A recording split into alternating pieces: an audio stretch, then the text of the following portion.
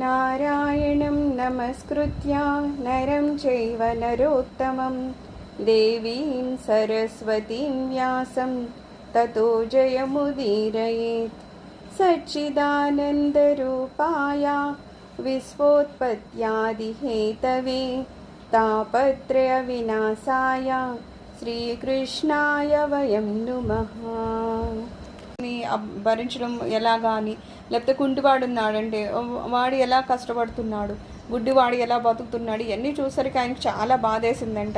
మామూలు లోకంలో కూడా 5 సంవత్సరాలు తీర్థయాత్రలు చేద్దామనుకున్న గరుత్మంతుడు ఇవన్నీ చూడలేక వెనక్కి వెళ్ళిపోదామని అనుకున్నాడంట. ఏదో తీర్థయాత్రలు చేద్దాం, ఇక్కడ కూడా 5 సంవత్సరాలు ఉందా అని వచ్చానే కానీ పాతాళ లోకంలో కన్నా స్వర్గలోకంలో కన్నా ఇక్కడ మాత్రం చాలా అంటే చాలామంది దుఃఖాల్లోనే ఉన్నారు, కానీ నిజంగా సుఖంగా సంతోషంగా బతికే వాళ్ళు ఎవరు కనిపించట్లేదు అని ఆయనకు కూడా మహాబాధేసిందంట. అంతే కదా, బాధగా ఉన్న వాళ్ళని చూస్తే బాధేస్తుంది. ఎదుటి వాళ్ళు సంతోషంగా ఉంటే మనకు అసలు బాధ ఉన్నది తొలగిపోయి సంతోషంగా ఉంటాం మనం కూడా. అందుకని ఎప్పుడైతే వీళ్ళని చూశారో ఇంకా నేను ఉండలేని ఈ భూలోకాన్ని వీళ్ళ దుఃఖాలను చూస్తూ అని చెప్పేసి ఆయన ఇంకా వెనక్కి వైకుంఠానికి వెళ్ళిపోయారట. ఈయన ఎప్పుడైతే భూలోకం నుంచి వైకుంఠానికి వెళ్ళారో వైకుంఠంలో అడుగు పెట్టగానే మళ్ళీ ఆయనకి ఒక దివ్యానుభూతి కలిగిందంట. ఎందుకంటే మహా శాంతిగా అనిపిస్తుంది. ఇక్కడంతా అశాంతి చూస్తున్నారు, మనసంతా కల్లోలం పడి ఉంది కదా. ఎందుకు అక్కడికి వెళ్ళాక అలా ఉంది అంటే రజోగుణాలు తమో గుణము భూమి మీద ఉన్నట్టు వైకుంఠంలో ఉండదు. అక్కడ అంతా శుద్ధ సత్వతత్వం ఉంటుంది కదా. అక్కడ ఎటువంటి వినాశాలు కానీ లేకపోతే ఏదో విరక్తి కలిగించేవి కానీ ఏమి ఉండవు, ఎవరిలోనూ ఏ మార్పులు ఉండవు. ఎందుకు అంటే అక్కడ మహాయోగ మాయ యొక్క ప్రభావం ఉండదన్నమాట. ఎక్కడైతే శ్రీమన్నారాయణుడు ఉన్నాడో అక్కడ యోగమాయ యొక్క ప్రభావం ఉంటుందా అంటే ఉండదు. కాబట్టి అక్కడంతా ప్రశాంతంగా ఉంటుంది అని చెప్తున్నారు. అక్కడ వాళ్ళకి ఇదంటే రాగమనో ఇదంటే ద్వేషమనో ఉండవు. కాబట్టి ఒకళ్ళ మీద ఒకళ్ళు చెప్పుకోవడం కూడా అలాంటివి కూడా అక్కడేమి మనం చూడమన్నమాట. అయితే మనకి కళల్లో కొన్ని అనుభూతులు వస్తూ ఉంటాయి కదా, మంచి చెడు ఏమైనా వస్తాయి. ఒకవేళ మంచివి కనుక మనం ఎవరు పడితే వాళ్ళకి చెప్పుకుంటూ వెళ్ళామనుకో, ఏదో మంచి అనుభూతి కలిగినా సరే ఒకరికి చెప్పడం వలన నిజంగా కళ్ళలో జరిగేది మన నిజ జీవితంలోకి అది రావాలైనా సరే తప్పు మనిషికి చెప్పడం వలన ఏమవుతుందంట, దాని ప్రభావం పోయి ఏ మంచి అయితే మనకి జరగబోతుందో అది జరగకుండా అయిపోతుందంట. అందుకని ఏమంటున్నారు, కళలు వస్తే అవి చెప్పుకునేటప్పుడు కూడా ఉత్తములుగా చెప్పాలట. కళల్ని పంచుకోవడం కూడా ఎవరు పడితే వాళ్ళతో పంచుకోకూడదంట. అలా చేస్తే అది చాలా ప్రమాదము వస్తుందంట. దానివల్ల ఇబ్బందులు కూడా వస్తాయంట. అంటే కళలకు కూడా అంత ప్రభావం ఉంది. మనకు వచ్చే కళలు ఏదో కళ కదా, పడుకున్నా కూడా ఏదో వచ్చిందిలే అని అనుకోవడానికి ఉండదు. కళల వెనకాతలకు కూడా దానికంటూ కొన్ని ప్రభావాలు రహస్యాలు దాగుంటాయి అన్నమాట. అందుకని వచ్చే ప్రతి కళని ఎవరిని పడితే వాళ్ళకి చెప్పకూడదంట, మంచి వాళ్ళకి మాత్రమే చెప్పాలంట. అలాగని ఏమంటున్నారు, మనం మాట్లాడేటప్పుడు కూడానంట ఎవరితో మాట్లాడాలనేది కూడా మనం చూసుకోవాలంట. సాంగత్యం అనేది ఉండాలి. ఎవరో ఒకరితో మనం ఉంటూ ఉంటాం, వాళ్ళతో మాట్లాడడం అవన్నీ ఉంటుంది. కాకపోతే ఆ మాట్లాడేటప్పుడు ఆ సాంగత్యం చేసేటప్పుడు కూడానంట ఎదుటి వాడు ఎలాంటి వాడు అనేది చూసుకోవాలి. మనకి తెలివైన వాళ్ళు ఏమంటారంటే, మేము చాలా మంచోళ్ళము, అవతల వాళ్ళు చెడ్డవాళ్ళు అయినా సరే వాళ్ళ గుణాలు ఏమి నాకు రావు, నేను కేవలం ఏదో మాట్లాడాలి కాబట్టి మాట్లాడేస్తున్నామండి అంటారు. కానీ అది మనకి తెలియకుండానే మన మీద చెడు ప్రభావాన్ని తీసుకొస్తుంది.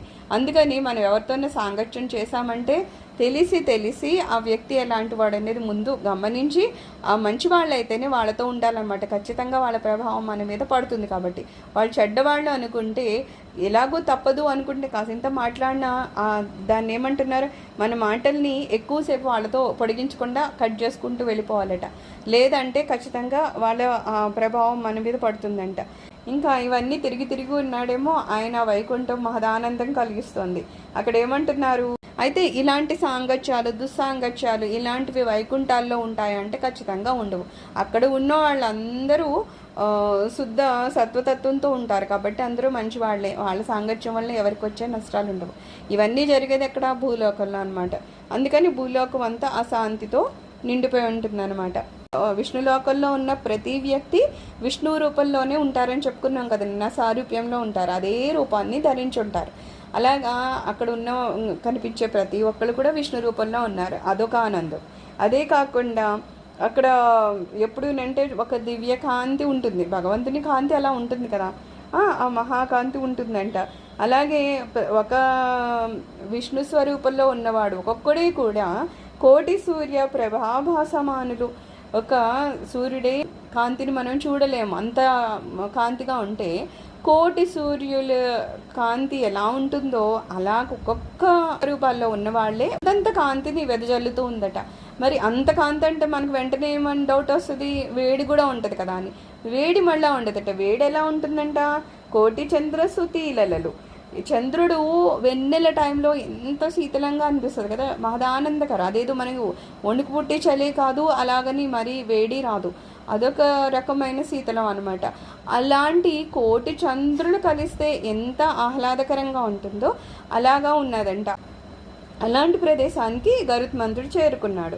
ఈయన వెళ్ళే టైం కట శ్రీమన్నారాయణ ఎక్కడున్నారట, డోలా సేవలో ఎంచక్క ఆయన ఉయ్యాల్లో ఊగుతూ ఉన్నారట. ఆ డోలా సేవ జరుగుతుంటే అక్కడ ఎవరు ఊపుతున్నారట, లక్ష్మీదేవి అమ్మవారే ఊపుతున్నారంట. ఆయన ఎలా ఉన్నారంట, కోటి సూర్యులు కాంతితో ఉన్నారు, మహా ప్రభావంగా ఉన్నారు. అలాగే కోటి చంద్రుల చల్లదనము ఉందట.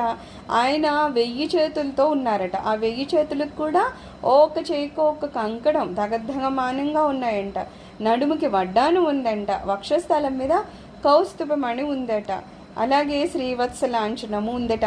అలాగే వక్షస్థలం మీద లక్ష్మీదేవి ఇక్కడ పైన ఉయ్యాలూపుతున్నారు. ఇంకో రూపంలో అయ్యవారి హృదయం మీద కూడా ఉన్నారంట. శంఖ చక్ర కదా అవన్నీ పట్టుకొని, ఆయన నేత్రాలు ఎలా ఉన్నాయి, పద్మాల్లా ఉన్నాయి. అంత అందమైన నేత్రాలతో ఆయన ఉయ్యాల్లో పడుకుతున్నారు. లక్ష్మీదేవి వారు ఊపుతూ ఉన్నారంట. ఆ దృశ్యాన్ని మనం చూస్తున్నాం అనుకుందాము. అలాంటి ఆ శ్రీ మహావిష్ణువుకి నమస్కారం తెలుపుతూ సర్వం శ్రీ విష్ణు చరణారవిందార్పణమస్తు. లోక సమస్త సుఖనో భవంతు. మిగిలింది రేపు చెప్తాం.